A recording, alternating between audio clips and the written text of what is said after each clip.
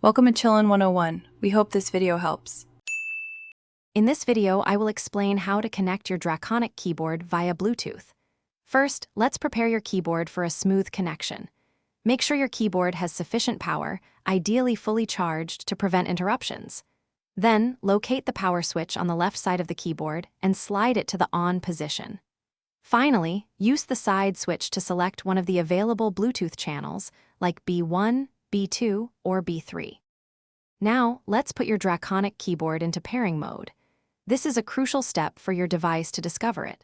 Press and hold the FN2 key along with the ESC key at the same time. Keep them pressed for about 3 to 5 seconds. You will notice the M LED indicator light begin to flash, which confirms your keyboard is now actively searching for a device to pair with.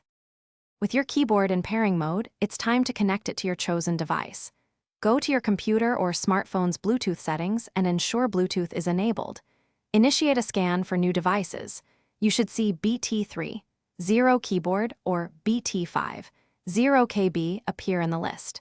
Simply select this option to establish the connection. Once paired, the flashing M LED on your keyboard will stop and glow steadily.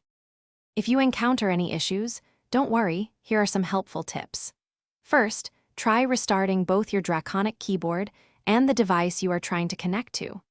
Also, confirm that no other devices are already actively connected to the specific Bluetooth channel you selected.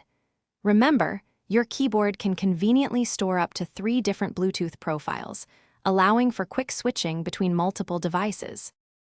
Thanks for watching. Consider subscribing if we helped you.